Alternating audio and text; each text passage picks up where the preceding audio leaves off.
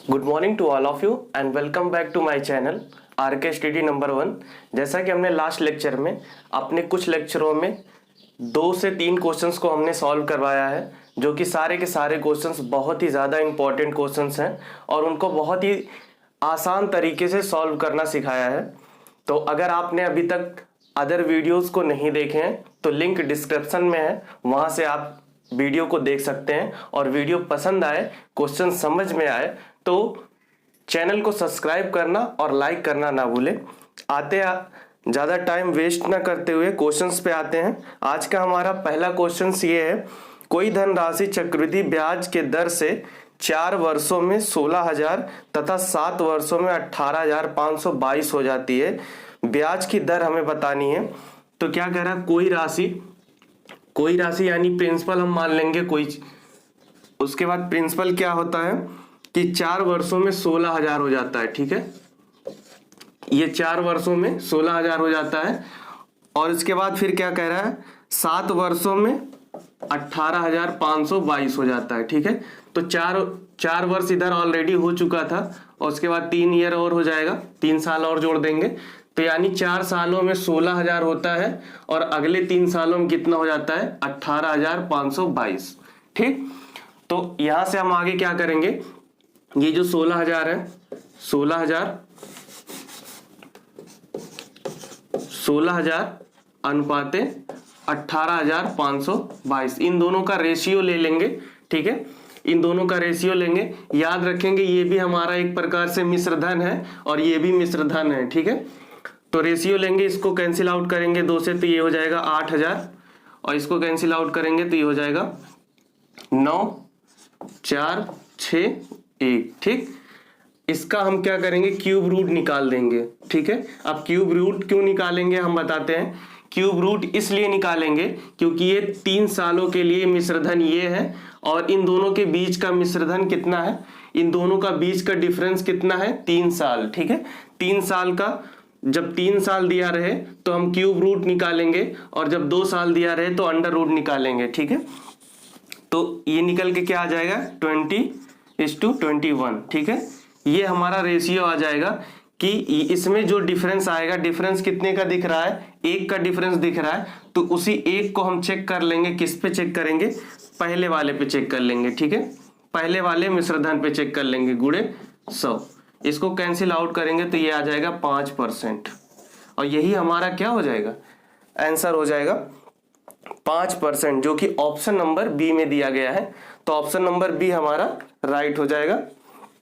इसी प्रकार आते हैं अगले क्वेश्चन में। अगला क्वेश्चन क्या कह रहा है, कोई धनराशि चक्रवृद्धि ब्याज की निश्चित दर से 2 वर्षों में 4,500 रुपए, 2 वर्षों में 4,500 रुपए तथा अगले 4 वर्षों में 6750 रुपए हो जाते हैं। तो हमें मूलधन बताना है। अब की बार हमें रेट नहीं बताना है, हमें मूलधन बताना है। तो क्या कह रहा है, कोई धनराशि चक्रवृद्धि ब्याज की निश्चित दर से 2 वर्षों में 45, यानी प्रिंसिपल रहा होगा और ये 2 साल बाद कितना हो जाता है, 4,500 रुपए हो जाते हैं। ठीक है, और उसके बाद 4 वर्षों में कह रहा है 6750 हो जाते हैं। ठीक है, 4 वर्षों में, यानी 2 साल तो पहले ही हो गया था, अब अगले 2 साल में इतना हो जाता है। ठीक है, 2 साल में इतना हुआ और अगले 2 साल में इतना हुआ। अगर दोनों का टोटल डिफरेंस देखा जाए तो तो यही प्रिंसिपल 4 सालों में कितना हो जाता है, 6750 हो जाता है। ठीक है, ये 4 सालों में। ठीक, हमें प्रिंसिपल बताना है। फिर से हम क्या करेंगे, ये हमें मिश्रधन दिया गया है और यहाँ पे मिश्रधन दिया गया है और दोनों के बीच का डिफरेंस कितना है, 2 साल।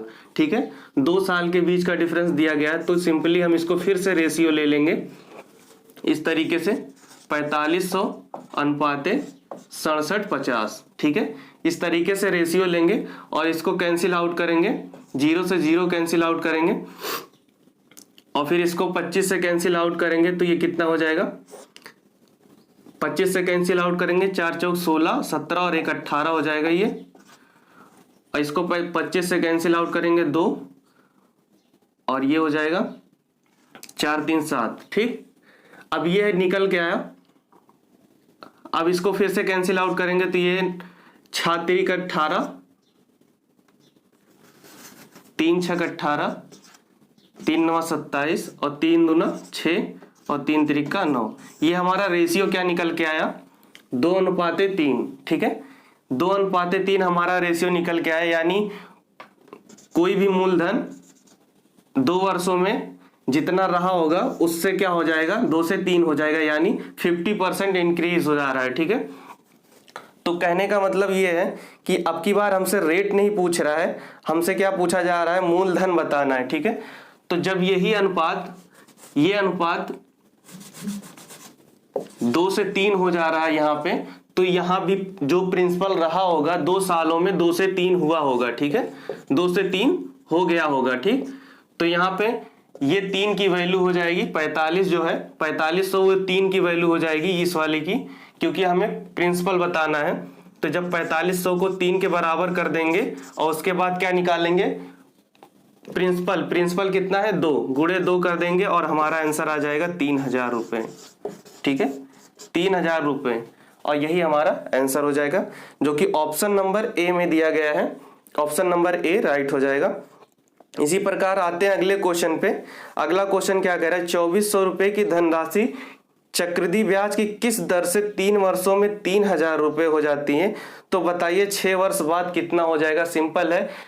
अगर वीडियो पसंद आई हो तो वीडियो को लाइक कीजिए और चैनल को सब्सक्राइब करना ना भूलिएगा। जय हिंद।